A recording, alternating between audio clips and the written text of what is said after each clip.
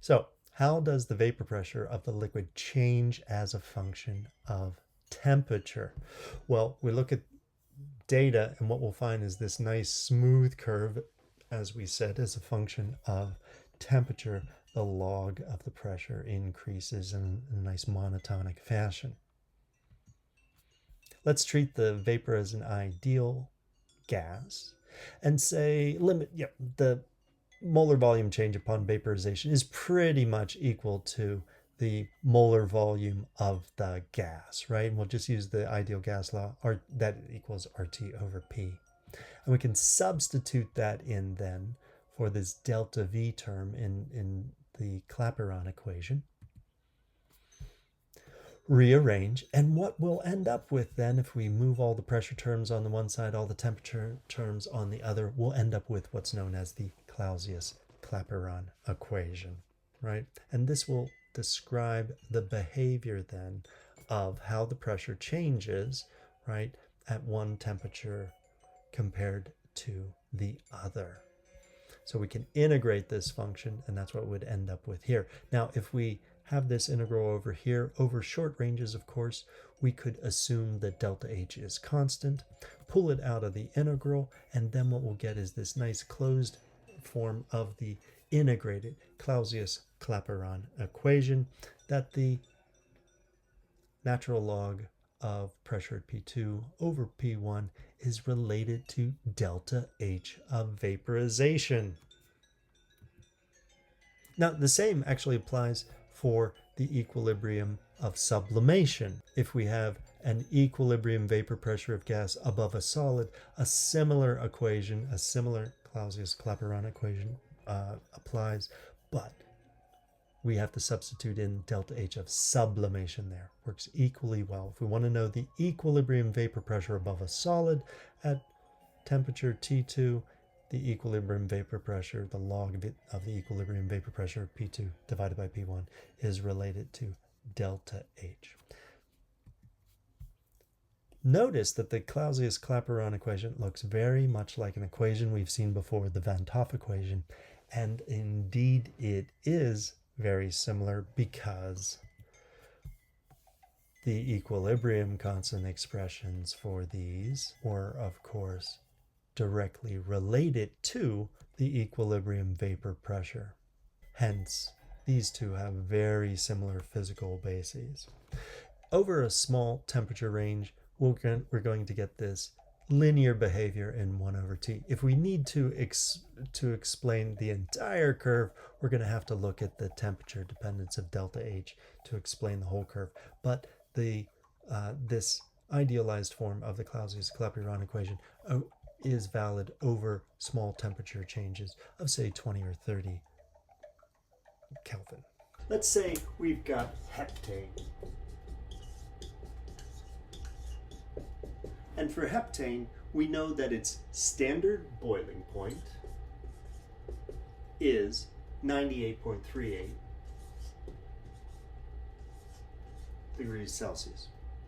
And at that point, its enthalpy of vaporization, so delta H of vaporization, that's a molar value, and we're doing it at standard pressure, right? So we got the little knot up there, is equal to 31.77 kilojoules per mole.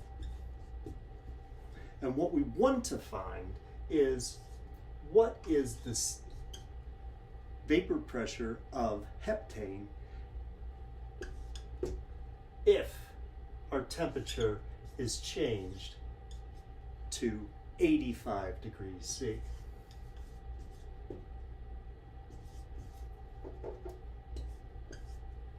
Okay? So we're going to use the Clausius-Clapeyron equation.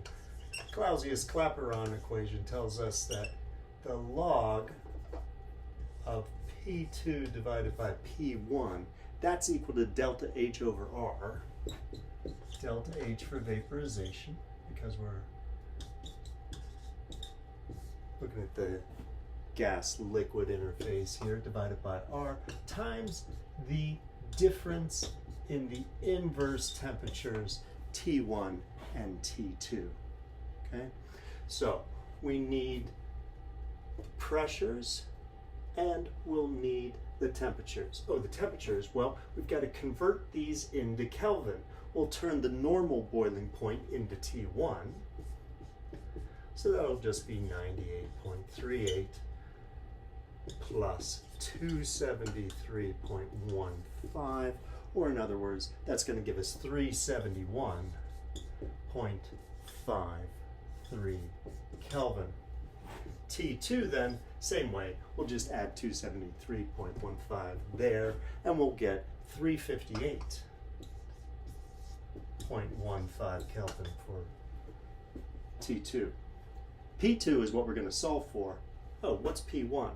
Well, P1 we know by definition, because the standard boiling point, that is the temperature at which the vapor pressure is equal to standard pressure.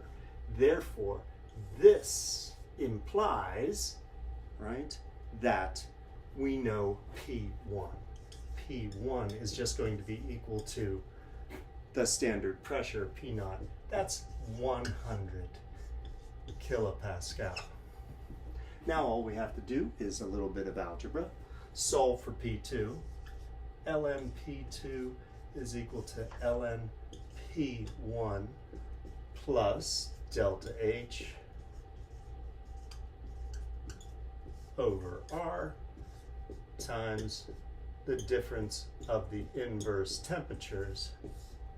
Substitute in all those values, we'll get 4.22093.